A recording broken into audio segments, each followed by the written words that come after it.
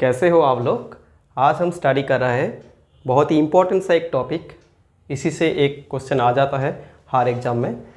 तो जो टॉपिक है वो है इलास्टिसिटी कोएफिशिएंट के बारे में। इलास्टिसिटी कोएफिशिएंट निकालने के लिए हम लोग एक सिंपल सा लॉ को फॉलो करेंगे, वो है हुक्स लॉ, जो हमने जीपीए में पढ़ रखा है पहले भी। ठीक है, तो हुक्स लॉ क्या होता है? हुक्स लॉ होता है कि एक लिमिट के अंदर stress is proportional to strain.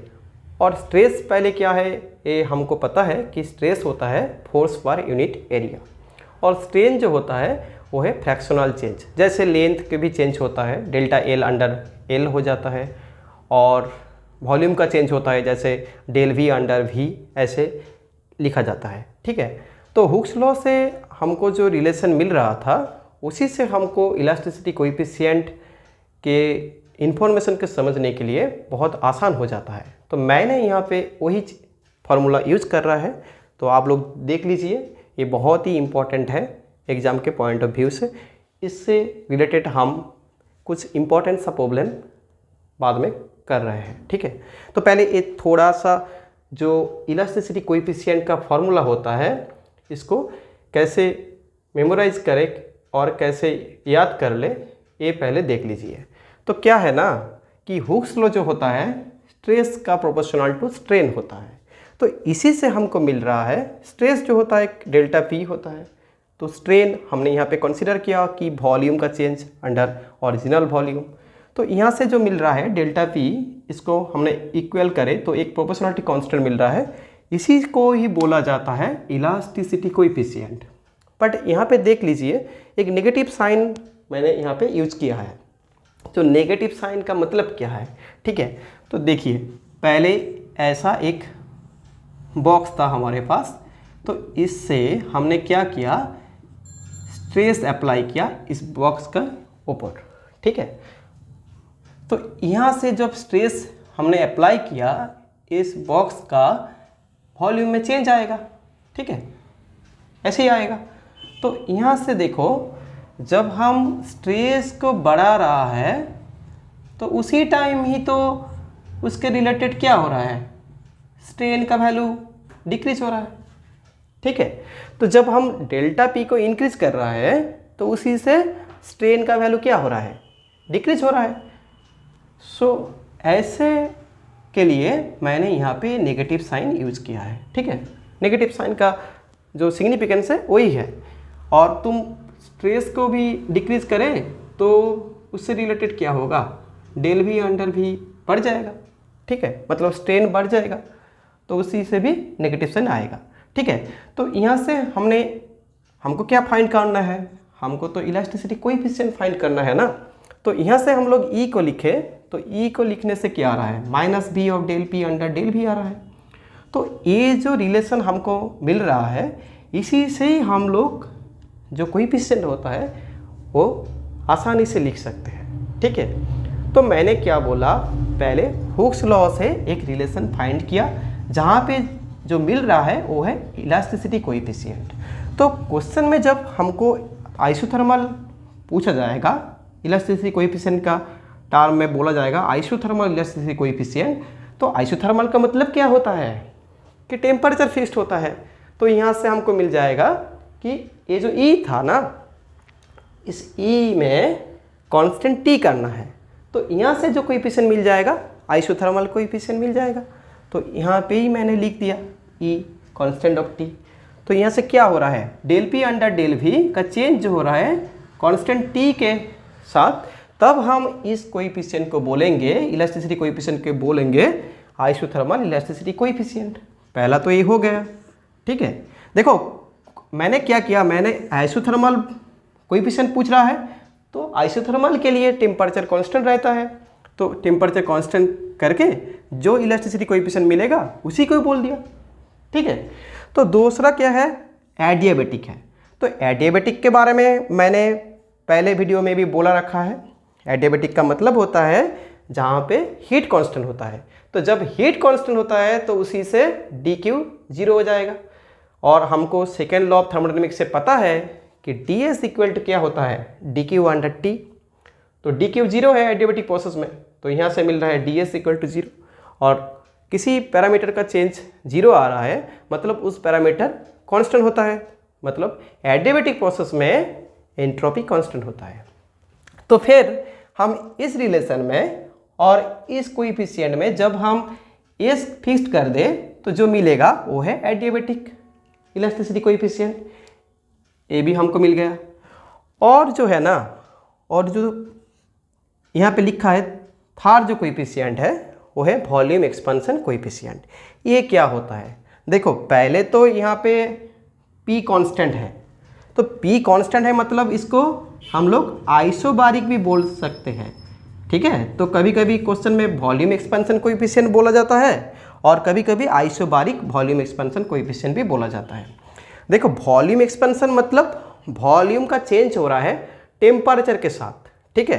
तो इसी से मैंने ये डिफाइन कर सकते हैं कि डेल वी का चेंज टी के बराबर कांस्टेंट प्रेशर में जो कोएफिशिएंट मिल रहा है उसी को हम लोग बोलते हैं वॉल्यूम एक्सपेंशन कोएफिशिएंट, जो बीटा से रिप्रेजेंट किया जाता है।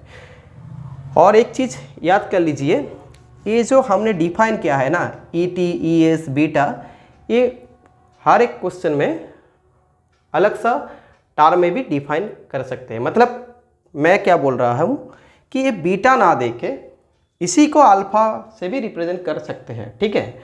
उसने बोल दिया है कि आइसोबारिक वॉल्यूम एक्सपेंशन कोएफिशिएंट, तो वो अल्फा से भी रिप्रेजेंट कर सकते हैं, बीटा से भी रिप्रेजेंट कर सकते हैं, ठीक है।